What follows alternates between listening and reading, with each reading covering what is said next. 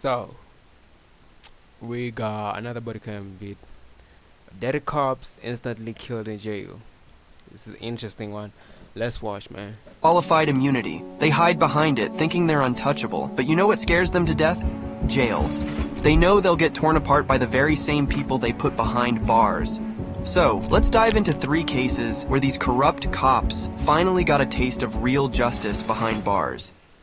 In April 2012, a woman named Susan and her 9-year-old daughter moved into an apartment in Grand Haven, Ottawa County.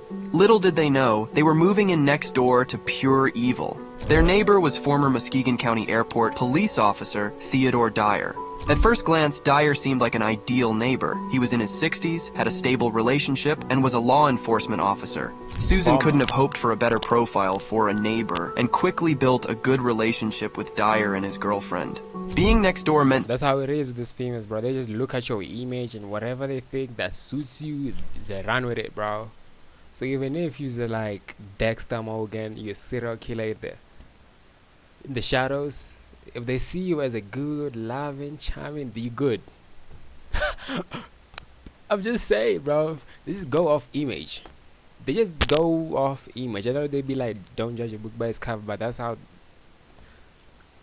shadows be running, bro. These females be running nowadays. I'm telling you. Don't you see the people they be fucking on, bro? They be fucking on busters. They fucking on. Oh my God, this fools be busters. Susan and Dyer ran into each other almost daily, leading to many conversations. But their relationship didn't stop at small talk. Dyer soon became a part of Susan's small family. In an interview with local news, Susan shared her thoughts about the former police officer. Ever since we moved in, we talked daily. He and his girlfriend never had children, so they adopted my kids, I guess. Unfortunately, Susan's trust in Dyer meant her 9-year-old daughter spent much time at his apartment, especially when Susan had to work. Her daughter often spent time at Dyer's apartment. You can't be serious. You cannot be serious, fool. If they know that's not your family member, that's not. This is just like an ex-law enforcer. How do you know he wasn't like a racist cop? He was an aggressive cop. He wasn't just a dummy cop, bro. How do you know that? Oh, you just know he used to be law enforcement. Let me just leave him with my daughter. When I go out to work, no, she's safe. She with him. Fools out here is weirdos.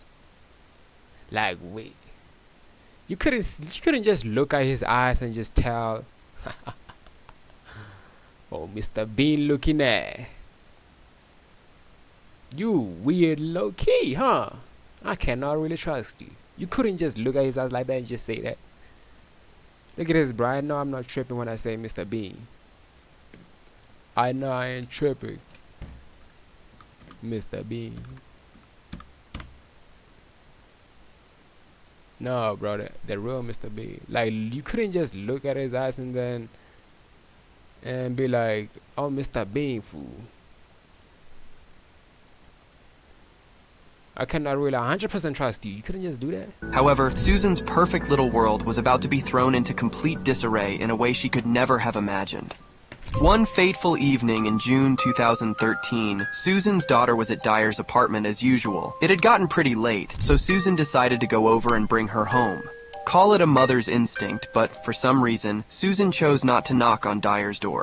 Instead, she walked in quietly. To her surprise, the apartment felt eerily silent, and the fact that her daughter was nowhere in sight immediately raised Susan's suspicions. Drawn by a faint sound, Susan moved toward Dyer's room. Peeping through a crack in the door, what she saw nearly made her faint. Dyer was sexually assaulting her 9-year-old daughter. Recounting the horrific experience, Susan said, "I slammed the door open, grabbed her, and went back up to our apartment. I asked her if what I saw was really happening, and she said yes." As expected, Susan called 911 immediately, and Dyer was arrested for his despicable crimes. Susan's daughter later confirmed to detectives that it was not the first time Dyer had mistreated her. Almost 6 months later, Dyer was finally convicted, and the judge... Oh, look at this fool, bro. This fool just made me shiver. Like, bro, I really need, like... This is the ones you need to fade with, you know what I'm saying? Like, fool, the fuck? Look. I was like, this is just, after just hearing that now, I just shiver. I'm just shivering like looking at this food, bro. Like what the fuck? I need. You just be thinking of just punching that face, like the satisfaction you get from punching this face right here, bro.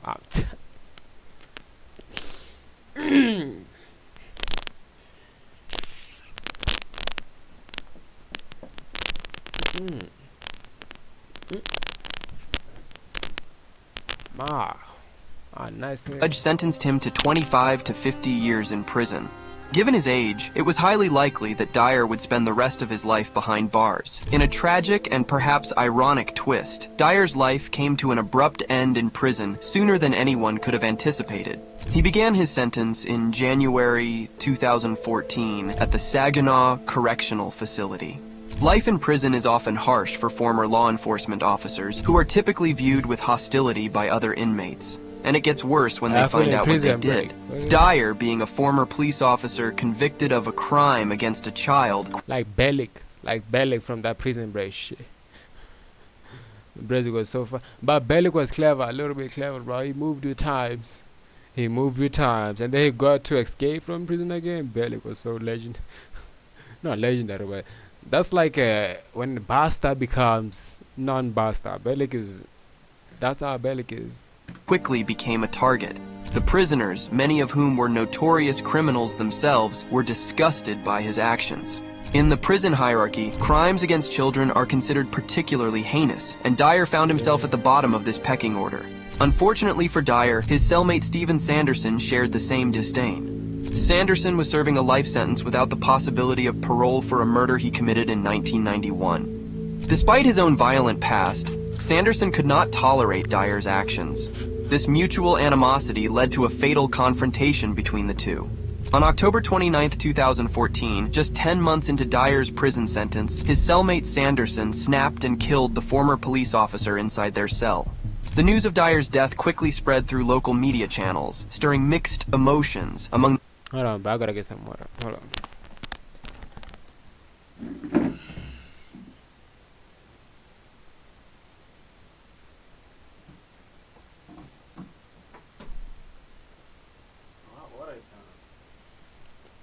What is that?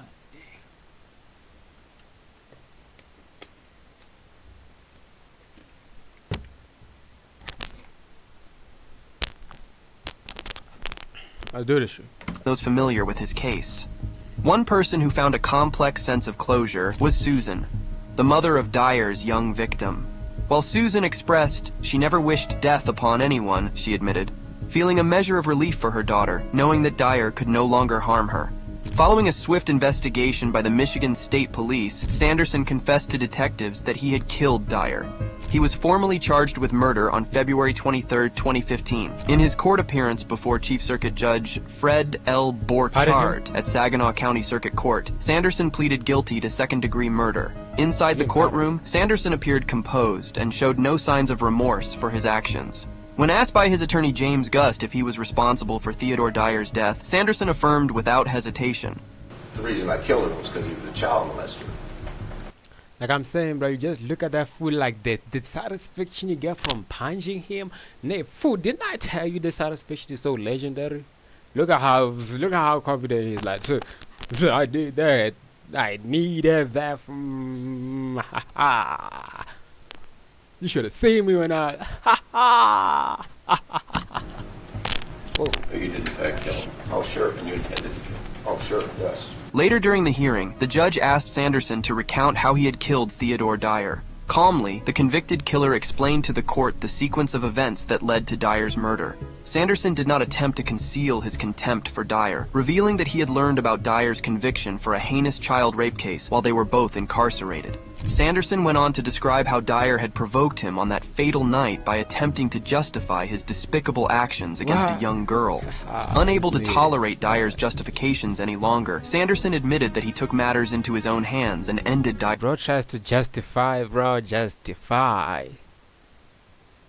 It's wild to me. You gotta get him that punch, bro. I'm telling you, that punch would have.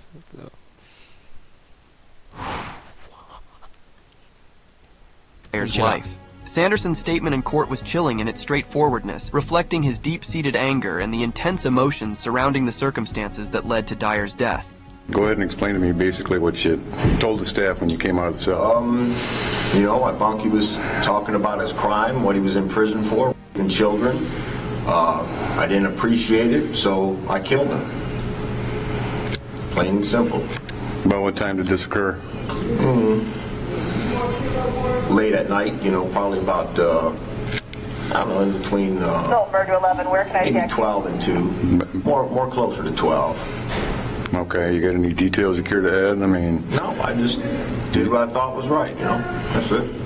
Okay, did you knock him out, choke him out kind of a deal? Is that what it was? Yep, I hit him in his face. And Bruh, I told you how to hit him with the fucking face, nigga. Didn't I say that? Oh, like the feeling you get from punching right there? That one's gotta be legendary.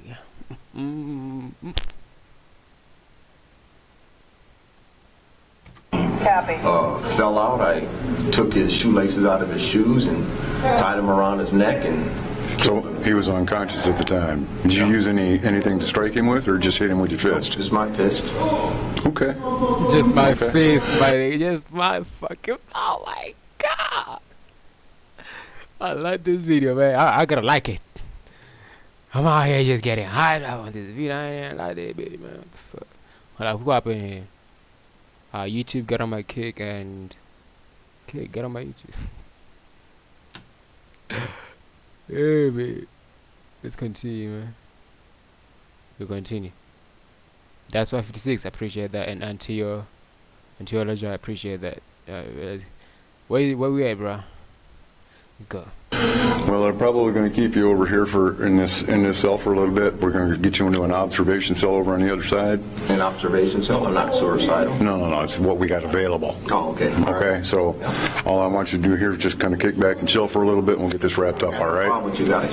Stephen Sanderson explains that he punched Dennis, causing him to fall to the ground. After Dennis was down, Sanderson used shoelaces from his own shoes to choke him. He held the shoelaces tightly around Dennis. Nigga, choke? What the fuck? I thought you just had to hide him with the punches, mate. Nigga gonna choke.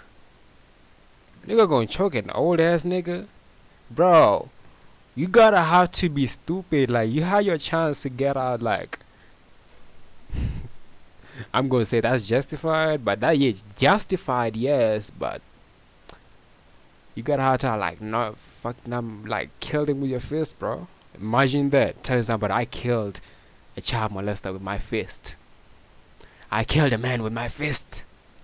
He was 20 years older than me, but I fucked him up with my fist. And guess what? I'm free. Because it was justifiable. He be so legendary, like... That nigga matter, like, that nigga has matter on his hand, not no gun, not that was like the traditional way, bro. About here talking about trophies, bro. What the fuck? Let me cut Dennis's neck for a few minutes until he realized Dennis had stopped breathing and was dead. Once Dennis was dead, Sanderson carefully placed his body back into his bunk. This is for entertainment purposes only. It's for entertainment purposes only. I'm not even gonna be like, hey. Are you promoting that? What are you teaching people out here? Are you promoting chaos? I mean, yes, but it's for entertainment purposes only, cause, you know, and covered him with blankets to make it appear as though he was just sleeping. After arranging the scene, Sanderson packed up all his belongings. He chose to wait until the next morning to report Dennis's death, thinking it would be better to avoid causing chaos and panic during the night. How many times do you think that you punched him? Maybe once, twice. Once or twice? Okay. And then at some point, evidently, you're gonna have to keep going. Hard enough One to time, knock him down that's and knock it? him out. Where do you think that you struck him that time? Probably caught him on a good shot on the chin. On the chin. On the chin. So he went down and now he's on the floor. I get an uppercut. Do you recall how he was laying on the floor? Side, back, face up, face down? I don't recall. Okay. And then you said that you choked him out, I believe. Is that? No, I didn't choke him out. When he went down, I took the shoelaces out of his shoes. Okay. And I made a decision that this was going to end now. So. Okay. Okay. So I guess then I must have just misunderstood you. I thought you said that after you punched him, he was down, that you choked him prior to using the shoelaces. No, I just took the shoelaces off and wrapped They them around. were out of his shoes? Down 5. Okay, so he took the shoelaces out. Obviously, you wrapped them around his neck. Just once. Wrapped them around my hands. Tied them two together. Okay. There were two shoelaces, so I tied the ends to ends together. Okay. Wrapped it around the hand, put it around his neck, and held it. Okay. How long do you think you had to hold it before you were confident that he was... Actually, a long time. Long time being minute, 2 minutes, 5 minutes? I don't know, but it just seemed like a long time. Okay. I imagine that probably your time recollection then would probably not be accurate, or because I'm sure that you would like a probably, long time. you know, a little tense, a little hyped, had the adrenaline going. So you end up, you're confident that he is now deceased. You picked him up and you said you put him back in his bunk. Put him in the bed and faced him towards the wall so that it looked like he was sleeping. So he was sleeping. Covered him up. Covered him up. Okay. Stephen Sanderson also explained that he didn't plan to kill him but used the shoelaces that were conveniently available. He believes that strangulation is a more personal way of killing someone compared to using a gun. Sanderson had initially intended to request a transfer to a different cell in the morning, but his cellmate's actions led him to change his mind. He admits to being a repeat offender, but feels that some people do not belong in society and should remain in prison. Sanderson has a history of being straightforward and honest about his actions, and has never tried to deceive anyone regarding past altercations. I just need to know your mindset at the time. I just, So the shoelaces happened to be there, and they were convenient. So they were an item of convenience. Yes. It wasn't something that you had determined prior that I'm going to knock him down, I'm going to take the shoelaces, I'm going to kill him. It just, Right. Seemed like it was like he's knocked out now. There's the shoelaces, and now I'm going to kill him. Well, that's how I committed my other murder.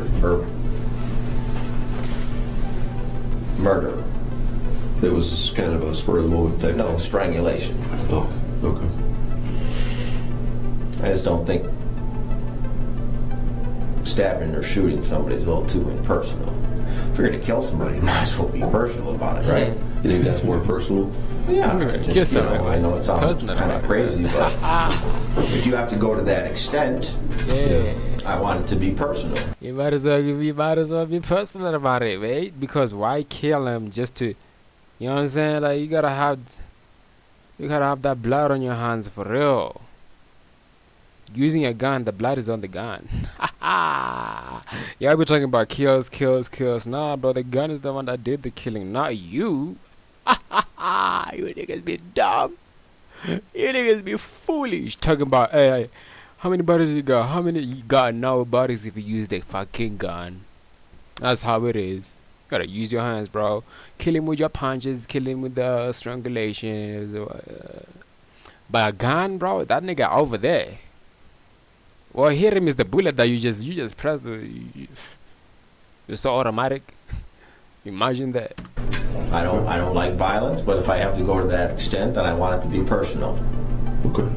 So obviously you comparing strangulation to stabbing. You gotta do the Dexter Morgan style. Dexter Morgan. What? I'm preaching chaos. I keep on telling you, bro. It's for entertainment purpose. The chaos I'm preaching is just for entertainment purposes, man. You're shooting, that the strangulation is more personal. Yeah. Obviously, a gun, you can shoot somebody from many feet away or whatever. Yeah. So, okay. I mean, it's like war. If you're going to go to war, there's no rules. Yep. I mean, not in my mind. You're aware, I think you mentioned earlier, that you were going to try to not lock with him anymore. Yeah, bring it up. When he first started talking, that's the first thing I did. I told him, shut the fuck up. I'm going to one of us was getting moved tomorrow. So that was my initial plan, to just go to McLean and say, get this fucker out of here. Because I had been locking with him for 2 months and I didn't know any of this. Yeah. Apparently everybody else knew it, but I didn't. And they, failed to tell me anything. So it's an option, but then he just pushed it too far. And Yeah, and he just kept going with it. Although Sanderson remained steadfast in his lack of remorse for taking Dyer's life, he made it clear that he did not welcome the hero worship from those who believed Dyer deserved to die for his crime of child rape. During his sentencing on April 22, 2015, Sanderson asserted that he did not consider himself a hero. Sanderson also addressed those who had criticized him for his actions in the months leading up to his sentencing. His parting words indicated that he was unmoved by public opinion and stood by his decision to end Dyer's life, despite the controversy it had stirred. You know, I know God is the only judge we have. I've just set the appointment up. So, I don't feel bad for What did he say? He said the appointment up? He just said the appointment up? What did you Why? With God? We said the appointment up with God? That's what you said? He just said, bro. What is he talking about? I didn't hear that correctly, bro. What is he talking about, bro? Despite the controversy it had stirred. You know, I know God is the only judge we have. I've just... God is the only judge you have. I've set an appointment up with you. Are you suicidal, bro? How you gonna kill a child molester and then talk about you set an appointment up with God? Why? It sound like he wanna die or something. You hearing this, bro? Is it sad? No, he shouldn't kill himself, bro. He shouldn't. He needs wash him, bro. We need this food, bro. We need this food. We can't die now. This fool wants to die now. No, bro, you cannot die. You gotta keep moving, fool. Set the appointment up. So, I don't feel bad for what I did, you know. I feel bad for maybe the families, his family or something. Some of Dyer's family members attended the court proceedings and listened to Sanderson's statements. However, they chose not to address the court or speak to the Saginaw News after the sentencing. Judge Fred L. Borchardt imposed... Oh, I missed something.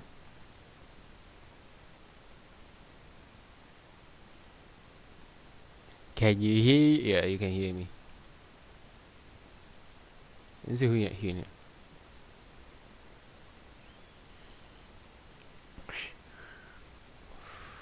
Oh, that's who in here? Okay, let's go. Imposed the harshest penalty possible on Steven Sanderson. Life imprisonment with the possibility of parole. Sanderson, now serving 2 life sentences, was transferred to a more secure custody level by the Michigan Department of Corrections personnel. He is currently housed at the Ionia Correctional Facility, the highest security level facility in the state. If you think Dyer was a horrible human being, wait until you hear about Deputy Gerard John Schaefer. But before we move on, smash that like button. Unlike Dyer, who was a convicted sex offender, Gerard John Schaefer was a predatory serial killer infamous for preying on teenage girls and young women. He was known by several chilling names such as the Hangman, the Killer Cop, and the Butcher of Blind Creek. Schaefer's crimes were horrific. The Butcher of Blind Creek. And then there's the Bay Harbor Butcher. The Bay Harbor Butcher is Dexter Morgan. He'll be killing these types of food, like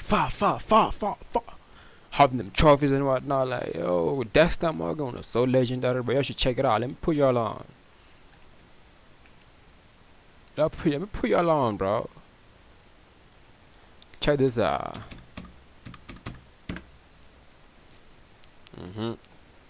See that right here? Check this out.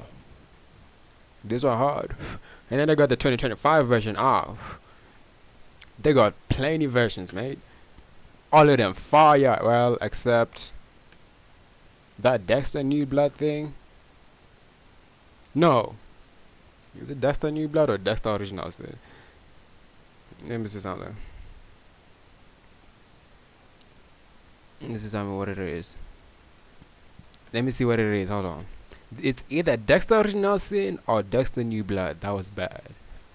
Let me see. Dexter New Blood. I think it's Original Sin. That's the Original Sin, I think it is. This one was so bad. Dexter and Dexter New Blood and the 2025 version. This is a 2024 version. There's a 2025 version. There's a 2025 version. Return of Dexter, bro. Resurrection. Yep, Dexter Resurrection, bro. This one. Saw, Dexter, and then there's Dexter New Blood, and then the Dexter Resurrection. Them three is good. Them three is good. Original Sin just bad. Horrific and spanned over many years. In 1972, Schaefer was convicted of the murder and mutilation of 2 teenage girls in Port St. Lucie, Florida. Authorities suspect he may have been responsible for the deaths of as many as 26 other female victims. His nickname, the Killer Cop, stemmed from his role as a sheriff's deputy in Martin County, Florida, at the time of his initial arrest. Schaefer was notorious for his sickening way of doing things. They called him the Hangman, because he would tie up his female victims to trees, slip a noose around their necks, and put them through hell before finally snuffing out their lives in the most twisted ways imaginable. Schaefer's depravity didn't stop with the murders. He also engaged in heinous acts on his victims' bodies, including dismemberment, cannibalism, and necrophilia. These shocking details, though horrifying, are documented. What's necrophilia? This fool was eating people's neck? And it's crazy that it's just people out here that you just be passing about, like just passing and they do this stuff. Oh no, necrophilia. Necrophilia. Necrophilia? Is that what he said? What is that? I don't know, bro. I think he just be eating necks. Whatever he said. Necrophilia. Documented in the history of his killing spree, which is believed to have terrorized Florida for over half a decade. But the drama and media frenzy that followed his arrest went beyond imagination, unearthing shocking revelations that rocked the entire nation. But what in the world could drive a cop to become a sick, sex-crazed serial killer like Gerard John Schaefer? To get it, we've got to dig into Schaefer's messed up childhood, where you start to see the twisted path he ended up on. Born in I know how Dexter Morgan's path started out, bro. Dexter's mom got killed, bro, in a bathtub, and then he seen that whole thing. Then his mother was just there in a bathtub full of blood. That was a serial killer that did that. That's how Dexter started. You know what I'm saying? They he had the dark passenger got into him, the dark passenger, and then you go watch it, man. The dark passenger had him killing our people with the code. It's just that his stepfather taught him a code that would help him not to become just a reckless serial killer. He helped him become a serial killer that kills with the code, not innocent people. He kills these types of people. This is so fire, bro. Ena, Wisconsin, on March 24th, 1946. He was the eldest of 3 children. His father was a traveling salesman, which meant Schaefer's early years were spent moving between states before the family settled permanently in Fort Lauderdale, Florida in 1960.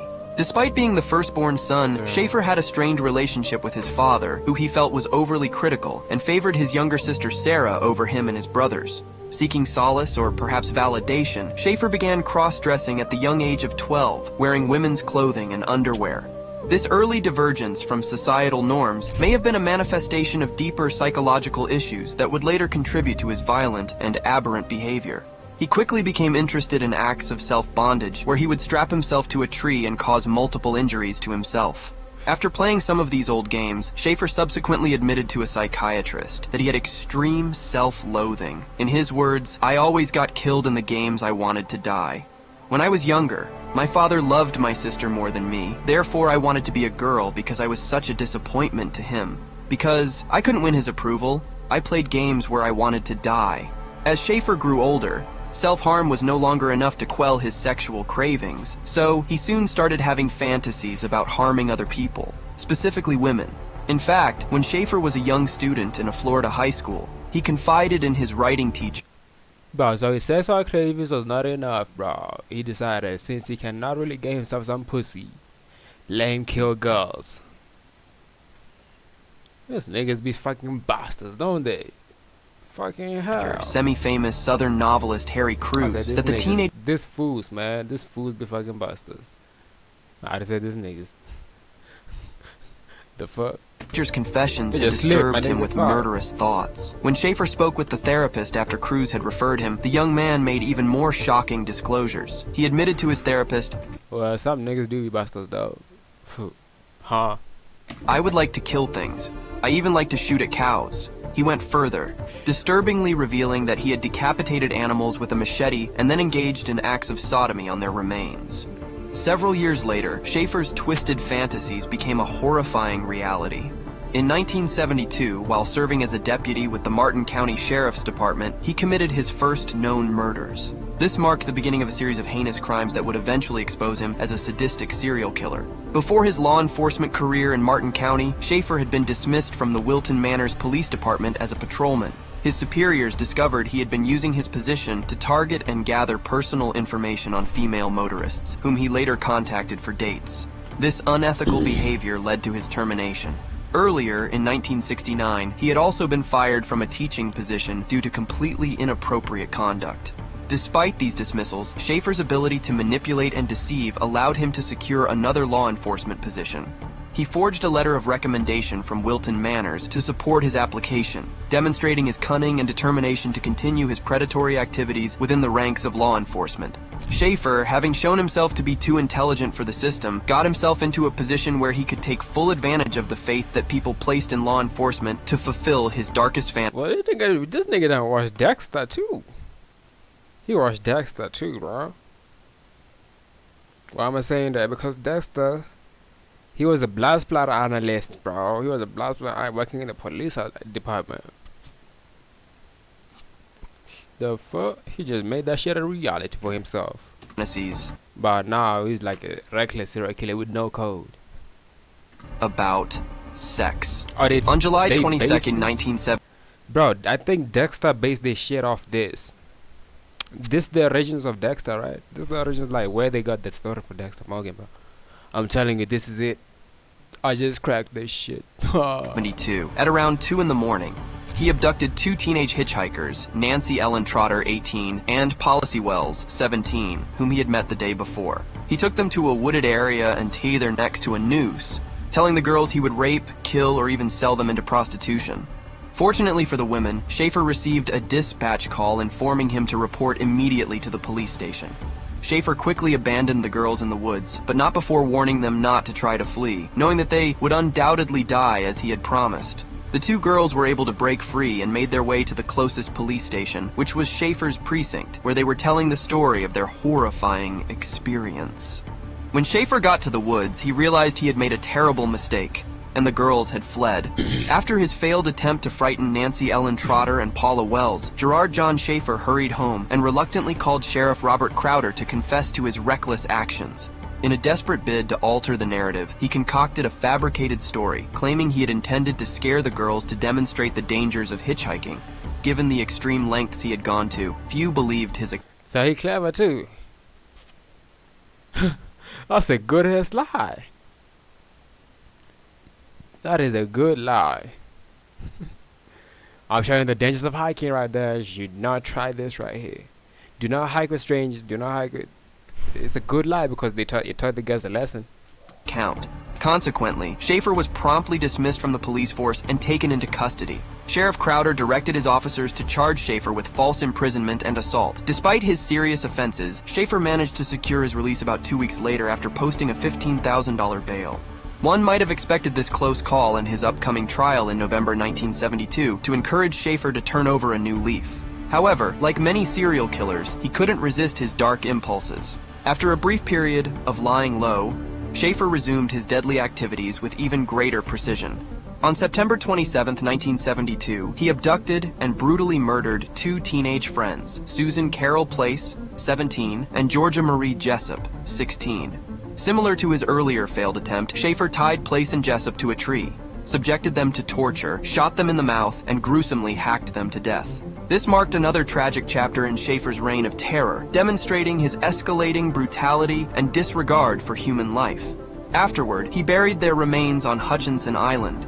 However, in an interview while incarcerated, Schaefer denied abusing the girls, saying he had only wanted to scare them. Oh yeah, ha ha ha ha.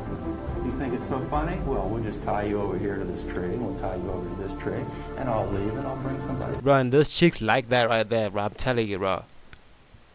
This would have fucked them bitches. I'm telling you, bro. They like that shit.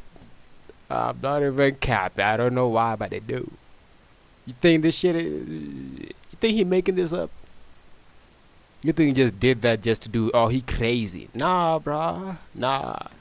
You ever heard of this? When it comes to serial killers, this fools, this bitches, they be getting on their knees, bro. I'm telling you. Back and sell you. Well, I didn't. I tied them to the tree. Bitches just. I didn't go and get anybody. Stop to sell playing. them. I just wanted to give them a scare. And of course, that was wrong. Right. I shouldn't have done that. I was trying to impress on them the dangerousness of their situation, running around. They were nice kids, you know. I didn't want to see them end up in a ditch. And I was wrong, and I paid the price. And I pleaded guilty. I felt guilty. I gave them each a written apology. What else can I do, you know? Gerard John Schaefer recalls an interrogation where he was accused of killing 34 women. He went in expecting medical help, but was instead met with accusations from the state attorney's office. Realizing their intentions, he gave them made-up stories that had nothing to do with any murders. As punishment, he was put in solitary confinement for 2 weeks to break him mentally. In 1981, Schaefer received the names of the alleged victims and contacted authorities to clear his name. The FBI and local law enforcement eventually exonerated him, finding no evidence linking him to any crime scenes. Despite being falsely accused of necrophilia in a newspaper article, Schaefer maintained his innocence and demanded proof of the allegations. Well, I walked in the door, and I went to see the intake doctor, whoever it was, and he says, oh, you're the guy who killed the 34 women. How do you feel about that? I thought, wow, you know, this isn't a situation where I'm going up to find out. This is a situation where it's going to be an interrogation, and they're going to, whatever I say is, this is not going to be for medical purposes at all. This is like talking to the state attorney's office. The worst thing he could have possibly done was say that, because then I said to myself, well, they want stories? I'll give them stories. Oh, gave them lots of stories. Nothing had to do with any murders. Told them everything I could think of and went and talked to the bugs on the wing and tried to find some more stories to tell them. I told them all kinds of stories. But nothing that had to do, that implicated me in any crimes. I certainly not implicated myself in any murders. But I had the presence of mind to understand what they were up to. And then, the same day, they threw me in a solitary confinement, unbelievable filth on the floor, and I was held for 2 weeks in the most incredible dungeon that you had ever imagined, with lunatics, drooling fucking lunatics. Well, I realized later that this was in order to break me down, to destroy me, you know, mentally, to bring me to my knees, and to make me malleable, that I would say and do whatever they wanted me to do. Having been through the system one time, you realize the tricks of their trade that they use to break people. And that's what they were doing to me. They weren't interested in whether I had blackouts. They wanted me to make an inculpatory statement. And I didn't have anything to say. I didn't kill anybody. Especially, and I said, well, who are these 34 people? I said, well, we don't have to give you the names. I said, well, yeah, ooh. I think if you're going to accuse me of killing 34 people, I'd like to have some names and some dates and some MOs and things like that. He also talks about his interactions with other convicted serial killers, like Ted Bundy and Bernard Giles. Schaefer notes that while they might deny their crimes officially, they often admit guilt to psychologists, writers, or each other. He mentions Otto Adel. So they be playing dumb, bro. They be playing dumb this whole time. They're playing dumb. Well, they're playing dumb, bro, for legal reasons.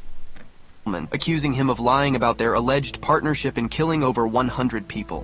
Schaefer expresses contentment with living in prison and has no desire to return to society, citing stress and lack of resources as reasons. He challenges authorities to provide concrete evidence linking him to any crimes, offering to take polygraph tests and cooperate with investigations. Schaefer insists that the evidence against him is false and that he is a regular person, not a super-intelligent serial killer like Ted Bundy. He also discusses the case of the purse with bullets, which was allegedly stolen from his home and used as evidence in one of his cases. Over the next few months, Schaefer went on a killing spree, taking the lives of several young women in a manner consistent with his usual style. The majority of the victims were teenage girls who had vanished. Schaefer accepted a plea deal for 1 count of aggravated assault, which resulted in a 1-year jail sentence with the possibility of parole after 6 months.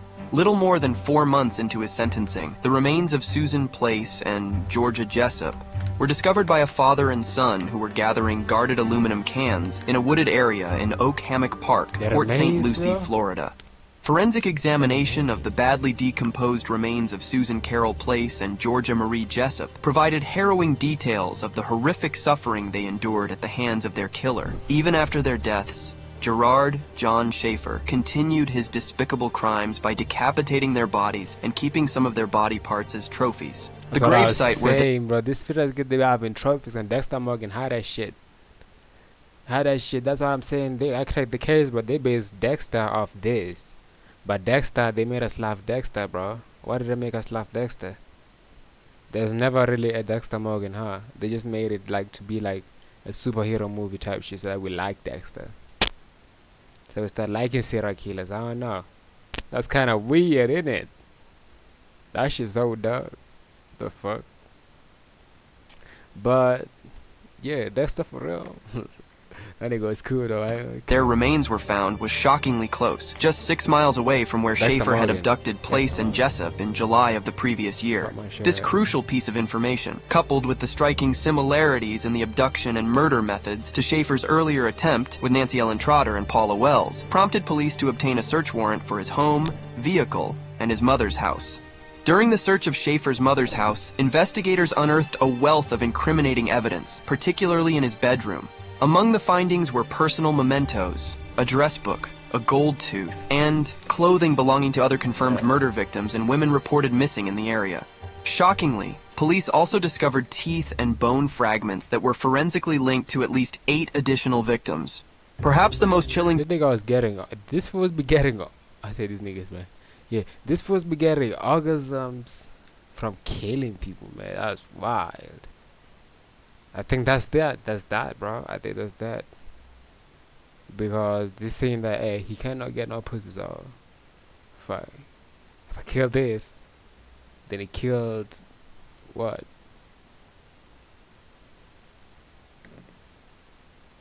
He killed somebody's son, somebody's daughter, bro. Nobody else can get that now. That's how they're seeing it.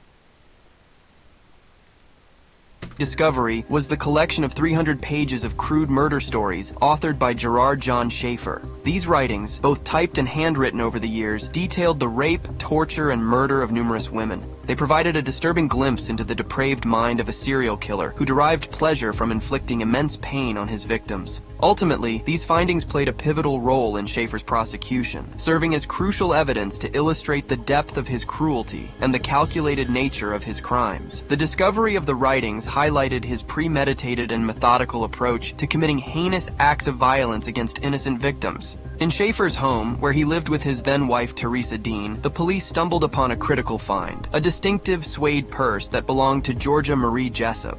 Teresa Dean confirmed that Schaefer had given her the purse back in November of the previous year. However, things took a dark twist when Schaefer was locked up shortly after the bodies of Susan Carroll Place and Georgia Marie Jessup were discovered. From prison, he frantically called his wife, urging her to get rid of the purse.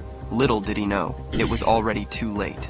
In October 1973, Gerard John Schaefer... This fool, what did I say, bro?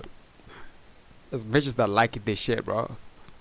She knew who this fool is. She knew that the fool was sick in the head. So they went ahead and married him. That's the wife? That's the wife? Still contacting you while he's in jail, talking about, hey, hide the purse for me. He feels comfortable to say that, bro. He feels okay to say that to you. Means he knew all this all along, bro. Oh, he threatened to kill you? Is that it? There's no way. There's no way.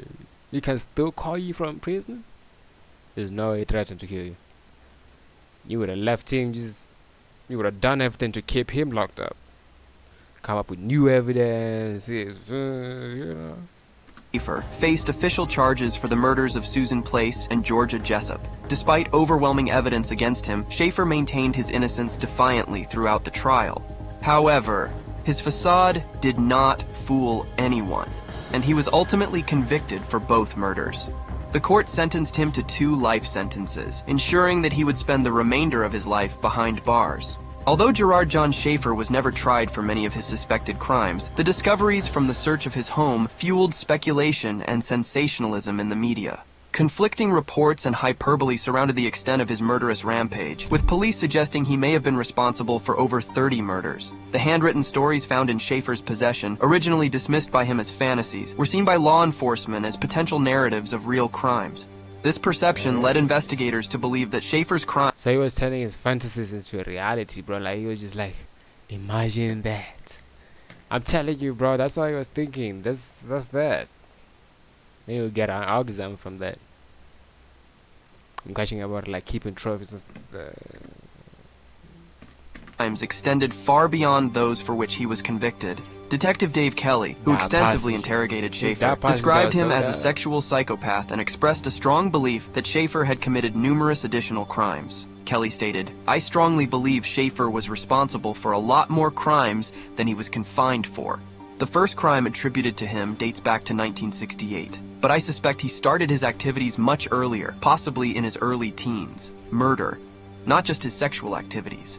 This perspective highlights the grim reality of Schaefer's depravity, hinting that the true extent of his atrocities may never be fully known. Despite facing life imprisonment, Gerard John Schaefer shamelessly basked in the media attention his case garnered. He continued to vehemently deny his guilt, but capitalized on his notoriety by publishing 2 books, Killer Fiction and Beyond Killer Fiction, with the assistance of his ex-girlfriend Sandra London. Many speculated that these books were based on true accounts of his gruesome killings, but Schaefer maintained they were purely fictional. Behind prison walls, Schaefer boasted about his crimes in letters to London, claiming responsibility for multiple murders, and even boasting that he was one of the top serial killers of the century. However, his relationship with London soured dramatically after she publicly labeled him a serial killer during an interview. Enraged by her remarks, Schaefer attempted to sue her and threatened her with repercussions from his criminal connections outside prison. Despite his threats, London obtained a protective order against him. Amidst the external drama, Schaefer faced a bleak existence in prison. Reports surfaced that he cooperated with authorities, allegedly providing information on fellow inmates in exchange for favors. This behavior further highlighted his manipulative and self-serving nature, even as he continued to assert his innocence in the face of overwhelming evidence against him. After serving 22 years of his life sentence, Gerard John Schaefer, then 49 years old, met a brutal end on December 3, 1995, when he was found stabbed to death in his prison cell. Faustino Rivera, a convicted murderer, was charged with the violent killing, during which he slit Schaefer's throat and stabbed him 42 times across his face, head, neck, and body. Rivera did not provide... Ooh, that must have sounded lovely to him. Why keep on preaching like chaos is lovely, bro? Damn. But just imagine, just like 42 times, bro. What was you on? 42 times, my guy. He's already started screaming. The guy's already on the way. 42 times, bro. What the fuck? Like,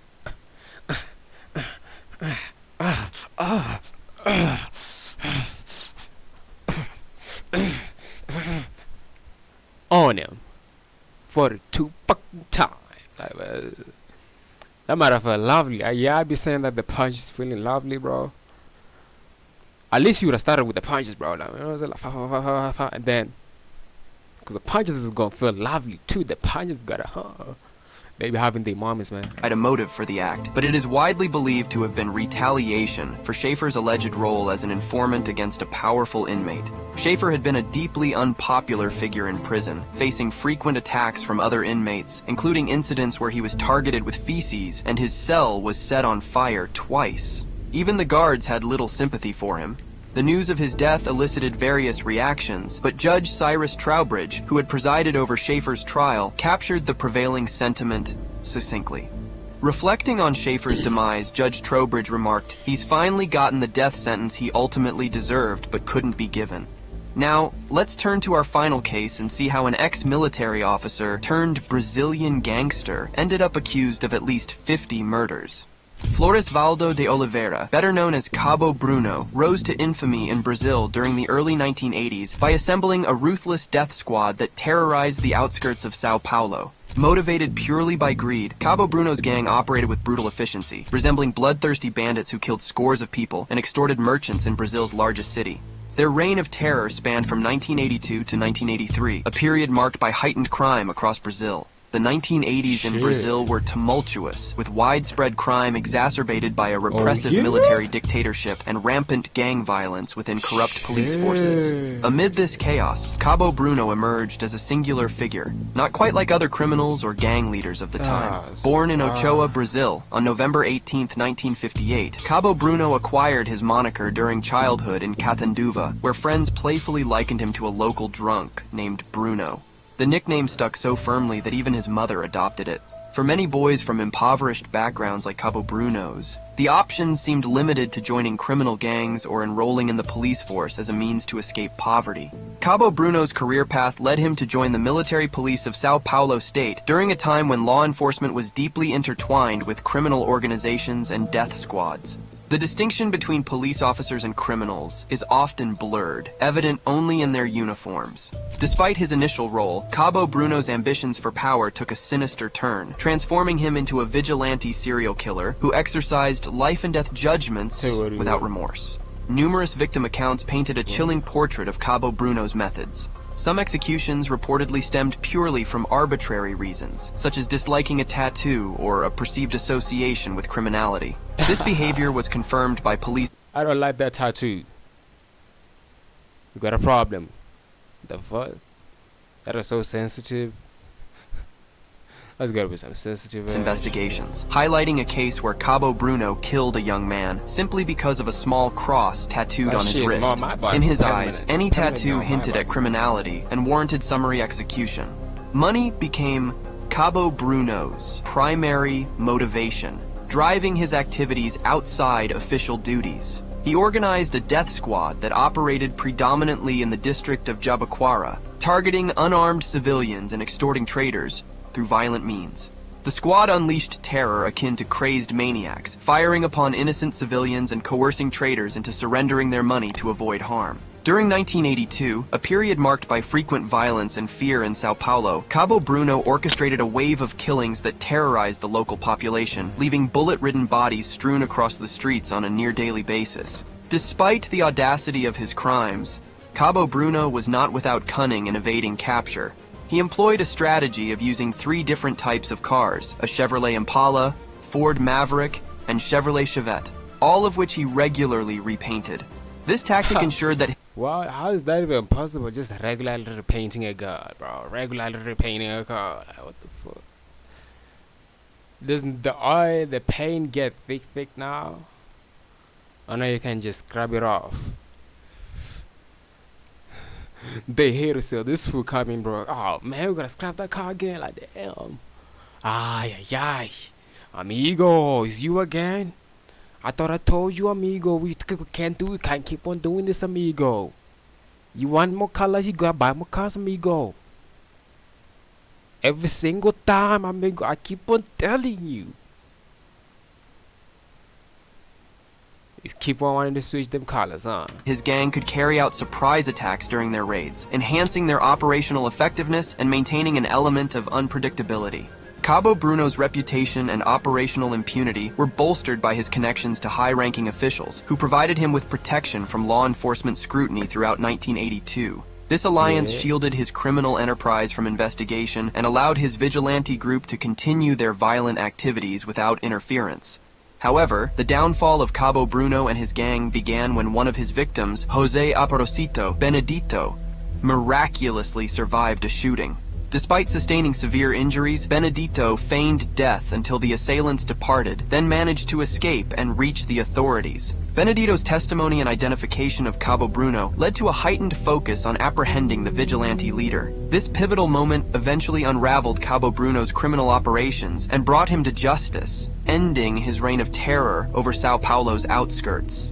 Cabo Bruno's arrest in September 1983 marked a turning point in his reign of terror. The police investigation revealed shocking details about his gang, which included at least 12 police officers, among them a captain and a lieutenant. Accused of orchestrating the deaths of over 20 individuals, Cabo Bruno faced a formidable legal battle. Witnesses came forward, recounting seeing him commit these heinous acts, which, corroborated by credible evidence, formed a compelling case against him.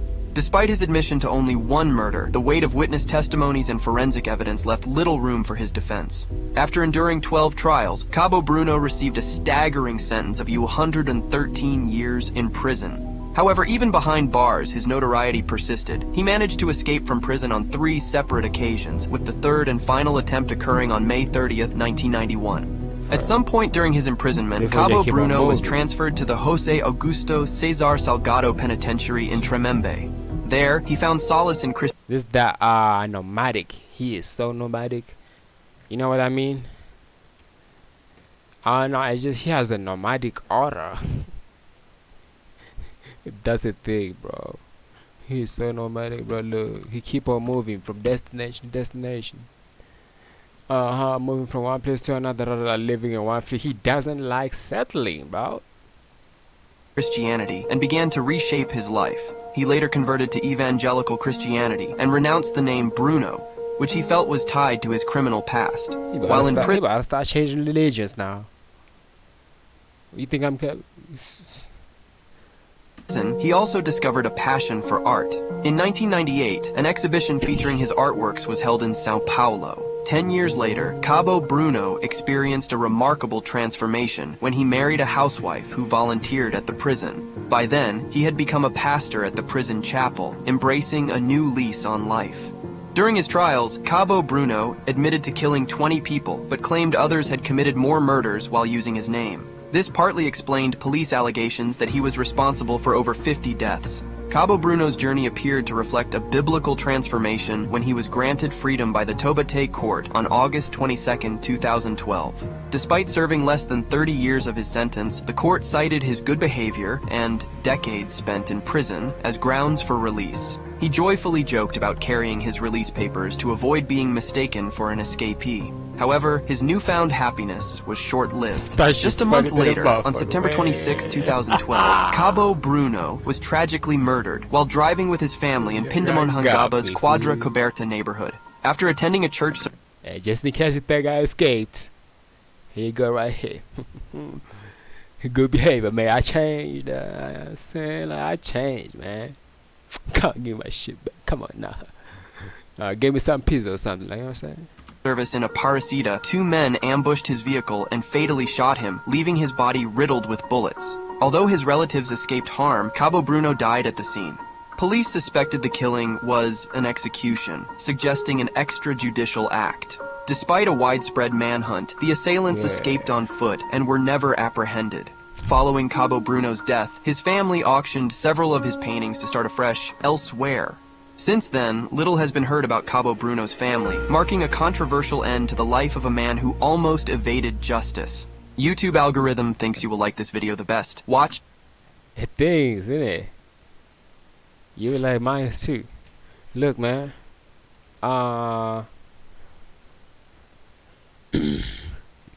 That's that, and for the YouTubers, get on my kick and the kickers.